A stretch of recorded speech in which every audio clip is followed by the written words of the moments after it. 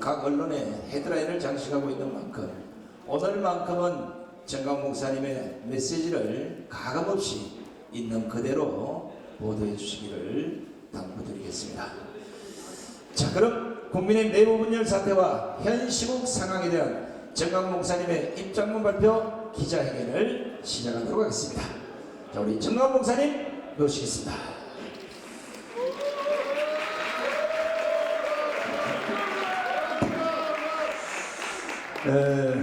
대통령 출마식 도 아닌데 이렇게 기자 여러분들이 많이 와주셔서 감사를 드립니다. 먼저 제가 이 전문을 말씀드리고 그리고 이제 부분적인 질문을 받도록 하겠습니다. 존경하는 국민 여러분, 우리 한국 교회는 137년 전에 이 땅에 들어와서 교회 짓고 병원 짓고 학교 지어서 잠자는 민족을 깨웠습니다. 잠에서. 그리고 바로 독립운동에 앞장섰습니다. 교회 없는 독립운동은 불가능했습니다. 뿐 아니라 선교사들이 한국에 와서 한 가장 큰 일은 1904년도에 건국 대통령 이승만을 미국으로 데려와서 조지 워싱턴 그리고 하버드에서 석사 그리고 프리스턴에서 박사학위를 받고 하는 중에 그 과정 중에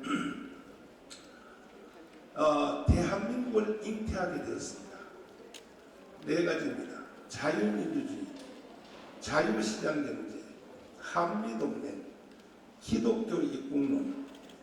이것을 이승만 대통령이 미국에서 3대 과정을 공부하는 중에 저 유럽의 사회를 보고 잉태하게 되었죠. 그래서 45년 10월 16일 날 들어와서 만삭이 돼서 들어와서 3년 동안 준비하여 1948년 8월 15일 아들을 하나 낳았는데 그것이 바로 대한민국인 것입니다.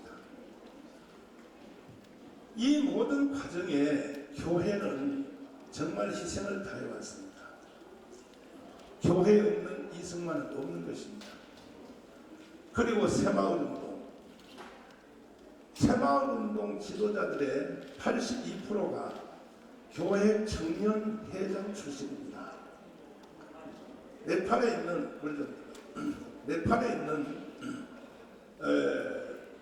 교수님 한 분이 한국에 공부하러 왔다가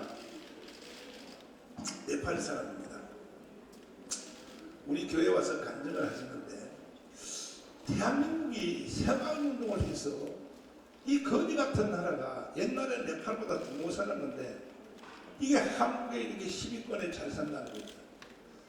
새마을운동이 뭐냐 하고 새마을연수원에 가서 공부를 해서 자기 나라 가서 새마을운동을 청년들 데리고 했더니 안 되더라는 것입니다. 그래서 청년들을 다시 모집해서 한국에 있는 새마을연수원에 집어넣고 자기가 통역하면서 3개월 교육을 시켜서 자기 나라 가서 새마을운동을 또 안 되더라는 거예요. 그러면 동남아도 안 되고 아프리카도 안 되는 새마을운동이 왜 한국에서만이 기록을 세우느냐, 그 이유를 그 네팔 그분이 교수님이 하시는 말씀입니다.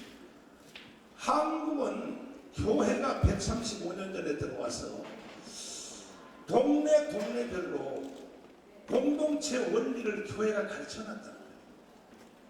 이것은 회장, 부회장, 총무서기, 회계, 이건 교회가 가르친 문화입니다. 그러니까 강원도 산골절부터 저 전라도 시내 앞바다까지 교회만 들어가면 공동체를 운영하는 원리를 가르쳐놨다는 거예요. 그래서 한국은 새마을운동이 가능했다 하는 논문이 있습니다. 논문이. 그 외에 민주화 마찬가지입니다. 김영삼, 김대중, 한국 교회가 안 지켰으면 그분들이 민주화할 수 있었나요? 그때는 한국 교회가 김영삼, 김대중 편에 섰습니다. 그때는.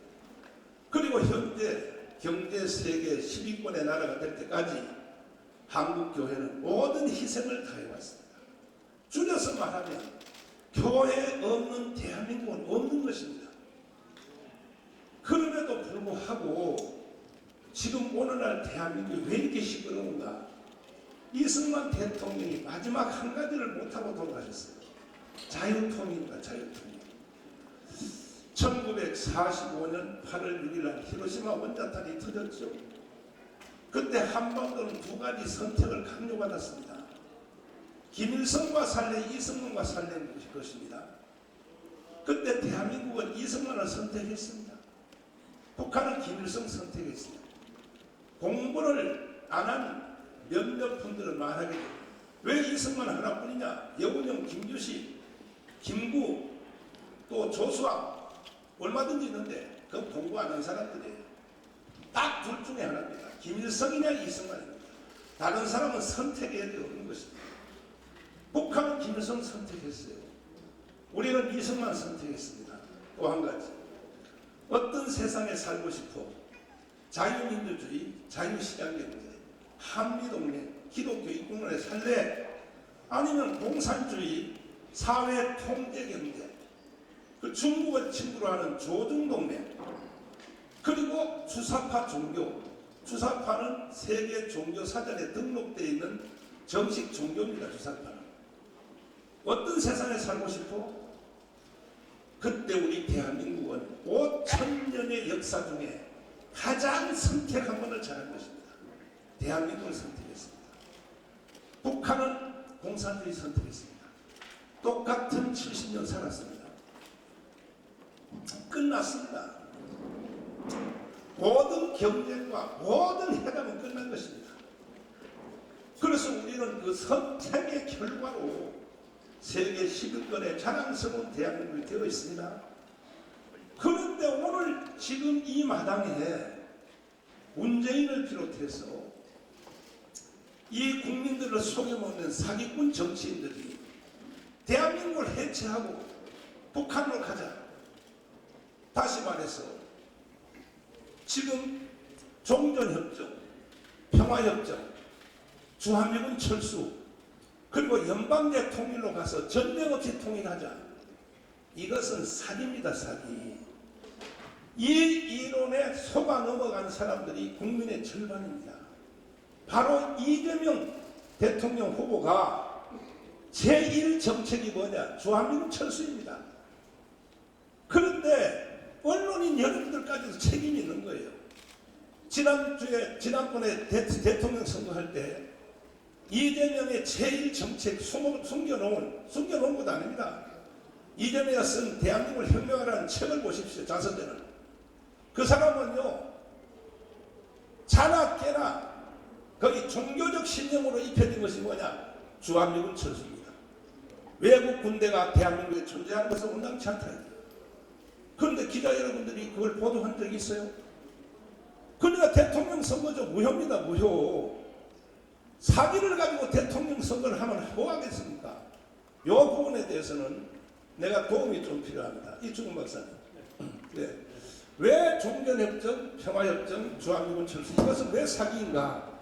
한국이, 나는 자칭 생각하기를 이충훈 박사님은 국제정치학의 1인자라고 나는 생각합니다.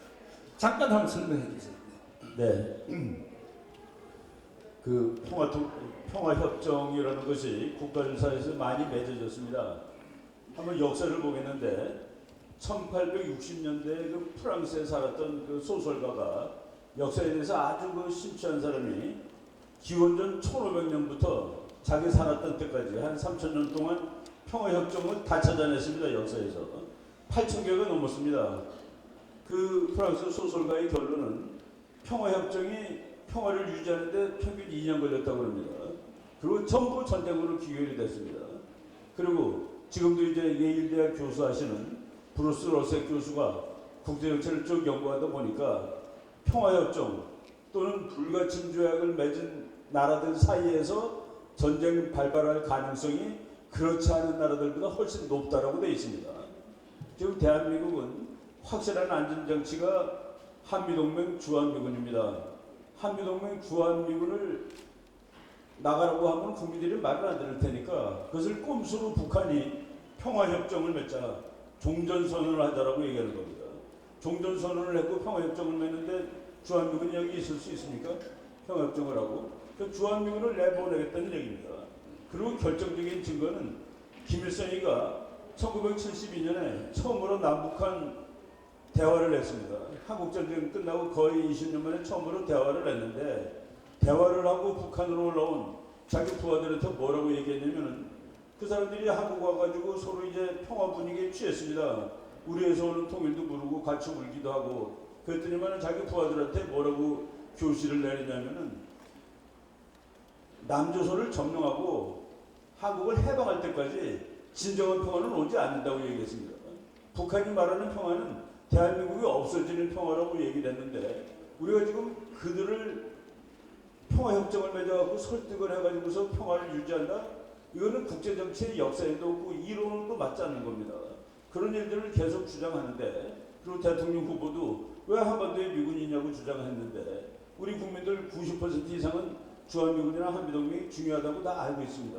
심지어는 이재명을 찍은 사람들까지도 그렇게 대답한 여론조사 결과가 나 있습니다. 93.9% 더불어민주당을 지지한다는 국민들의 93.9%가 한미동맹은 소중하다라고 얘기를 했었는데 지금 우리 목사님 말씀하신 것처럼 그런 것들이 여러분들이 정확히 보도를 해주셔야지 국민들이 올바른 판단을 할 수 있는데 그런 것들이 지금 잘 안 되고 있다라고 말씀을 드릴 수가 있습니다. 네. 오늘은 여러분들이 언론사에 가셔서 아무리 편집해도 소용없습니다. 왜냐하면 그래서 내가 유튜브를 생중계하는 겁니다. 또 다시 조작적으로 편집하면 국민들이 뭐라고 했어요? 유튜브에 생방송 다 봤는데 저거 완전히 가짜로 또 편집하는구나. 그런 일이 없기를 바라고 왜 미군이 철수하면 안 되는가? 한미연합사에서 근무하신 황준선 장군님 짧게 한마디만 합니다. 왜 주한미군 철수하면 안 되는가? 세계 패권 국가인 미국도 혼자서만 안보를 책임지지 않습니다. 미국이 동맹과 공조 체제를 많이 갖추고 있습니다. 여러분 잘 알다시피 우리가 5천년 역사에 70여 동안 평화를 유지하고 전쟁을 억제했던 것은 최근 1953년 휴전 이후 처음입니다.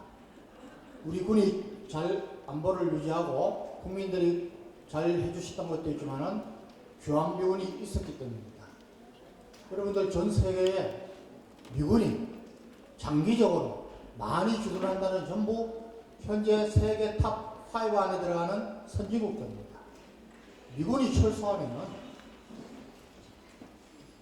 거기에 국제적인 투자 기업들이 다 빠져나가고 여러분들 잘 아시는 대로 1973년도에 파리 평화협정 때문에 베트남이 미군 철수를 유도하고 2년도 못하고 망했습니다. 91년도에 필리핀 보십시오. 2021년도에 아프간 보십시오. 주한미군은 우리나라에 있어서 전쟁을 억제하는 데 가장 좋은 효율적인 분야이고 우리가 자유 통일을 하고 통일 이후에도 러시아와 중국을 위해서는 꼭 필요한 존재입니다. 주한미군 철수를 주장하는 자는 간첩이거나 북한의 지령을 받거나 아니면 좀 바보들입니다. 우리 국민들 깨어나 주십시오. 네. 그런가 하면 이 문재인 대통령이 대한민국 역사를 지구를 거꾸로 돌리는 것 같은 지금 현재 우리는 아침에 해가 동쪽에서 뜹니다. 서쪽으로 집니다. 이건 자연 법칙입니다. 근데 해를 서쪽에서 뜨게 해서 동쪽으로 치게 하려고 시도한 사람이 누구냐? 문재인입니다. 어찌하여 제주 4.3 사건을 제주 항쟁이라고 하고 여순 반란 사건을 어찌하여 항쟁이라고 대구의 남로당의 폭동을 대구 항쟁이라고 하는 이것은 지도자는 고사하고 대한민국 국민으로서는 해서는 안 될 말을 문재인은 계속 5년 동안 떠들어댔습니다. 자, 김학성 교수, 그 부분에 대해서 말씀해 주십시오. 제주 4.3에 대해서는 지금 대한민국의 개념 자체가 혼미한 상태입니다. 제주 4.3의 본질은요, 남로당들이 일으키는 반란입니다. 그런데 문재인이나 이재명이는 민주화 운동이라고 호도하고 있는데 전혀 가당치 않은 것입니다. 2001년도 헌법재판소 판례도 제주 4.3의 문제는 남로당 반란이라고 9사람 전원이 일치된 의견을 보인 바 있습니다.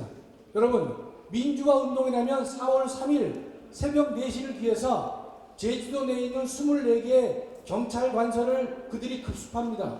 그래서 경찰관을 죽이고 아내와 가족들을 죽입니다. 그게 민주화 운동입니까? 당시 선거 관리를 하려고 했던 선관위 공무원을 죽이고 있는 것입니다. 그걸 민주화 운동이라고 호도해서는 결코 안 될 것이다 이 뜻입니다. 또 하나, 당시에 제주 4.3 폭동을 주도한 김달삼이는 당시 제주도민이 유권자가 8만여 명이었었는데 5만여 표의 표를 가지고 몰래 북한의 해주 지하 선거에 참여합니다. 이 인간이 참여해서 북한 최고인민회의 대의원으로 당선되는 그러한 일을 자행한 인간이 바로 김달삼인데, 김달삼은 지금 북한의 묘역에 묻혀있고 그 묘비에는 남조선 혁명가라고 해서 그를 칭송하는 것이 북한의 입장인 것인데, 그것을 민주화 운동이라고 떠드는 역사를 왜곡하는, 방금 말씀하신 목사님 말씀대로 지구의 태양을 서에서 떠서 동쪽으로 지게 하려고 하는 그러한 만행을 지금 하고 있는 것인데, 수많은 언론들이 그 내용을 잘 모르고 있고 젊은 학생들도 젊은이들도 정확히 모르고 있는 것인데, 여러분 분명히 공부를 해서 4.3에 대해서 분명하게 얘기를 해야 될 것이다 이 뜻입니다. 하나만 더 얘기하면, 제가 가장 가슴 아픈 일은 민주당이 그러한 일을 주도했다고 하는 것은 그렇다 치더라도 국민의힘이 지난번 제주 4.3 특별법에서 국민의힘 정당 그 당시는 103명이었는데 73명의 국회의원이 그와 같은 문재인의 특별법 추진에 73명이 찬성했습니다. 지금의 당대표 김건희가 원내대표였을 때 찬성했고, 지금의 홍준표는 당시 25명이 기권했는데 기권한 사람 중에 하나입니다. 국민의힘에서는 5명밖에 반대를 못했다는 사실 여러분이 분명히 아셔야 되는 것이에요. 이어서 그들은 또 어떤 일을 했습니까? 지금의 여순 사건은요, 남로당의 반란 사건이 아니라 여순은 대한민국 군인들이 일으킨 반란인 것입니다. 군인 반란인 것이에요. 그 여순 특별법을 만들 때에도 지금의 당대표인 김건희가 당시 원내대표였었는데 대승적 차원에서 우리가 거기에 동의를 할 것이다. 그래서 국민의힘마저도 제주 4.3을 갖다가 민주항쟁으로 보려고 하는 그런 일에 동조한 것이고, 여수특별법에 대해서도 동조함으로 해가지고 대한민국의 역사가 무너지고 있는 것이고 정체성을 훼손하고 있는 것이다. 그와 같은 행동은 누가 해오는 것이냐? 김정은이가 해야 옳은 행동을 문재인이가 그와 같은 것을 대신 해주고 있다 이런 뜻입니다. 따라서 문재인은 대한민국의 정체성을 부정한 인간인 것이고 대한민국의 계속성을 유지해야 되는 대통령의 책임을 망각하는 분이다, 이렇게 말씀드리겠습니다. 네. 지금 대한민국의 현 상태를 보면 6.25 전쟁이 일어나기 바로 직전의 상태와 똑같은 것입니다. 이건 제 말이 아니고 지금 현재 연세가 90 이상 되신 분에게 한번 물어보십시오. 뭐라고 말합니까? 6.25 전쟁 일어날 1950년 6월 25일 전보다가 더 심하다 그래요. 90대 어르신들이. 그때 무슨 일이 있었느냐? 6.25가 그냥 일어난 것이 아닙니다. 이 6.25는 박헌영이가 북한에 가서 김일성이한테 이렇게 말했습니다. 내가 남조선에 남로당을 전 국민의 78%를 조직해라고 왔으니 전쟁할 것 없어. 그냥 38선에 총선이 몇 발만 내주면 남조선 안에서 지금도 94세대 된 고정관청, 전향 고정관청 그분의 정에 의하면 시골에 있는 낙관에 있죠.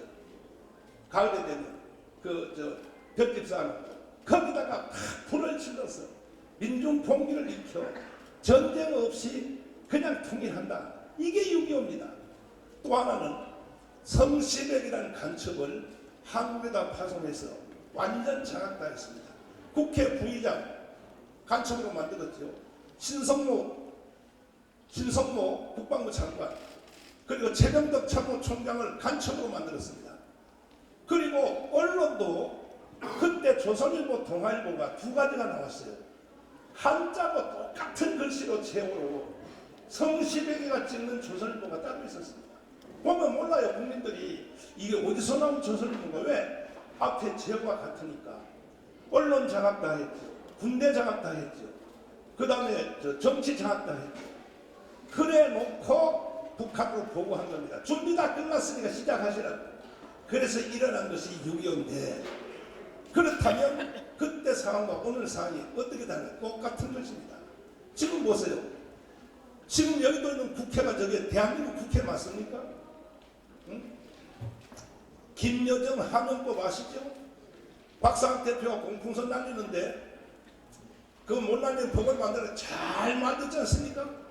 지금 여기도 있는 국회는, 특별히 더불어민주당 사람들은 대한민국 국회가 아닌 거예요. 평양의 지시대로 법을 다 만들고 있다. 지금 평양의 지시대로. 이번에 윤석열 대통령이 그 일본에 가서 한미일 동맹 협조 완성하고 왔습니다. 이것은 시작을 누가 했느냐? 김대중 대통령이 한 겁니다. 그 노무현 대통령이 또 진행한 것입니다. 마무리하고 왔어요. 이걸 가르쳐 더불어민주당에서는 나라를 팔아먹고 왔다. 저 일본한테 넘겨왔다. 거기다 또 언론들도 다 그렇게 동조를 하고 길거리에다 프랭카드를 다 달고, 이게 6.25 전하고 다를 바가 뭐 있습니까? 이렇게 선동을 한다는 것입니다. 그래서 저는 2019년 6월 8일 날 한기총 대표회장으로서 한국교회가 세웠고 한국교회가 발전시킨 이 종 대한민국이 해체되어서 북한으로 가는 것은 나 용납할 수 없다. 특별히 문재인 대통령이 평창 동계올림픽에서 신영복 간첩을 놓고 뭐라고 그랬습니까? 내가 가장 존경하는 한국의 사상가라고 할 때에 현역 미국의 부통령 펜스가 듣다가 나가버렸어요, 바깥으로. 그리고 얼마 전에 죽은 일본의 아베도 그 자리에 듣다가 바깥에 나갔어요. 미국과 일본 대통령과 수상이 나가니까 다른 대표들도 줄줄 따라 나갔어요. 왜? 또라이다 이거지.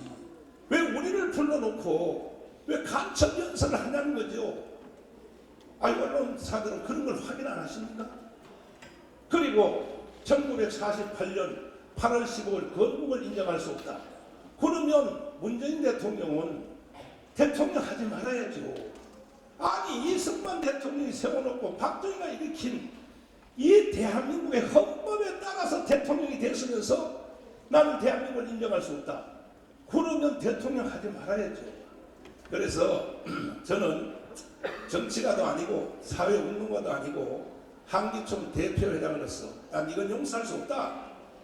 그래서 제가 시국선언문을 발표했더니 제 시국선언문을 알아들은 사람들이 가문에 뛰어나와서 가문운동이 시작이 되었고 지금까지도 계속되고 있는 것입니다.